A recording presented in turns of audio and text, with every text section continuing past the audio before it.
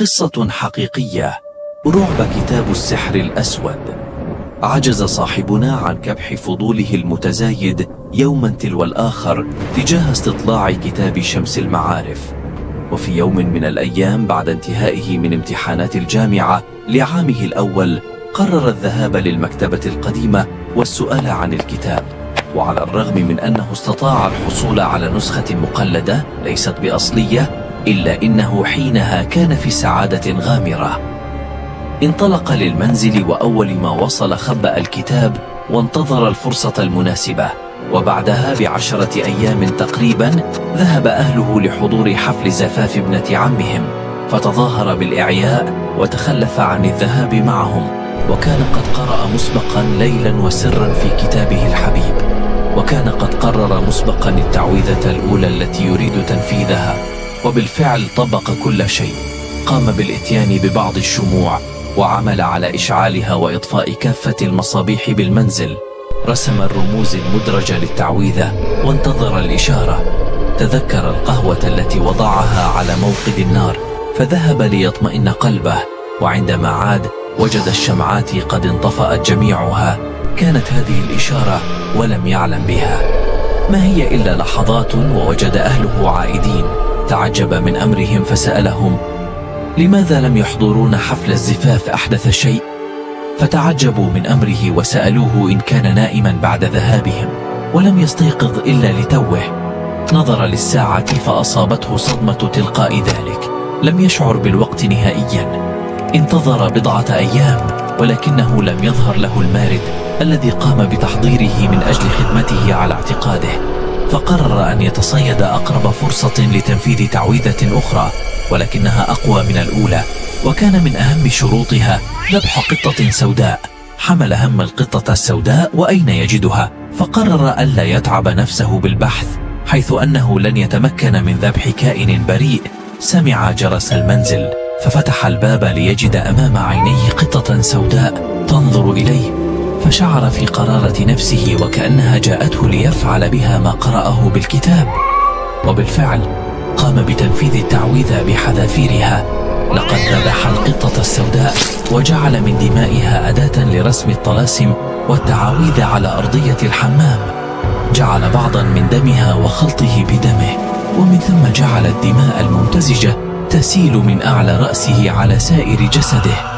وجلس للمرة الثانية في انتظار الإشارة، ولكن في هذه اللحظات جاء أهله وقطعوا عليه خلوته، فعمد إلى مسح الدماء وإخفاء الدلائل جميعا. وفي نفس اليوم شرعت الأشياء الغريبة في الظهور. بينما كان عائد من عمله بالإجازة، وجد شقيقته الصغيرة تجلس على السلم في الظلام، وعندما صرخ عليها ركضت داخل المنزل، فتبعها وأخذ يصرخ عليها.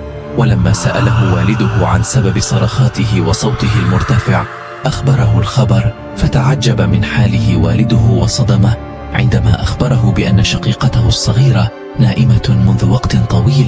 وعندما دخل غرفتها وجدها غارقة في نوم عميق، ووجد ما أدهشه، لقد كانت ترتدي ثيابا غير التي رآها بها على السلم. وبعدها ب3 أيام شعر بنوم يطغي على كل جوارحه، فوجد نفسه ينام على الأريكة بجانب الحمام. شعر وكأن هناك أظافر ليدين سوداويتين تجذباه لأسفل الأريكة. وعلى الرغم من كل محاولاته للهرب من هذا الإحساس، إلا إنه لم يفلح. وعندما فتح عينيه وجدها أمامه. لقد كانت ملكة من الجن من قام بتحضيرها في المرة الثانية، وقد قامت بقتل المارد الذي قام بتحضيره بالمحاولة الأولى. أرادت منه أن يصرفها وحسب، وإلا فإنه لا يعلم مدى خطورة ما ينتظره. إنه لا يعلم طرق الصرف، ولم يذكر بالكتاب شيئا مماثلا.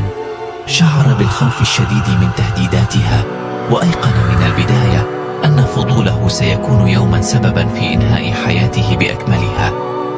وفي نفس الأسبوع أصيبت والدته بحالة غريبة، فباتت لا تتحدث لأحد، ولا تعلم زوجها ولا أطفالها. باتت لا تأكل ولا تنام، وحالتها كانت صعبة على قدر غرابتها.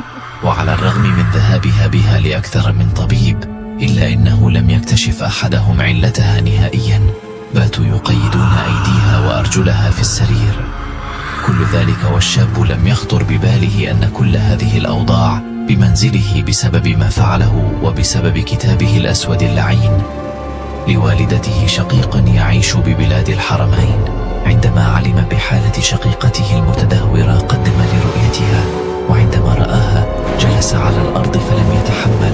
لقد علم أن حالتها بسبب الجن.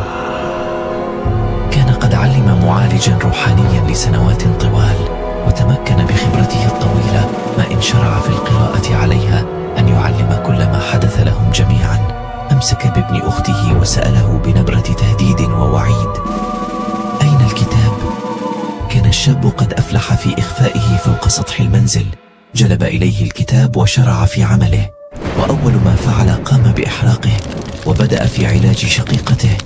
كانت الظواهر الغريبة تتلاشى شيئا فشيئا، ولكنها تظهر جميعها للشاب. كان يؤذى ويعجز عن التحدث عما يراه ويلاقيه. أبت ملكة الجن الرحيل عن حياتهم بلا أذية، ولا سيما للشاب الذي جعلها رهن كلمة منه. وعلى الرغم من كل محاولات خاله في منع الجن عنه، إلا إنه لم يستطع فعل أي شيء له. وبعد شهر وجدوه غارقا في دمائه بالحمام، ومرسوم نفس الطلاسم التي رسمها بيده من قبل.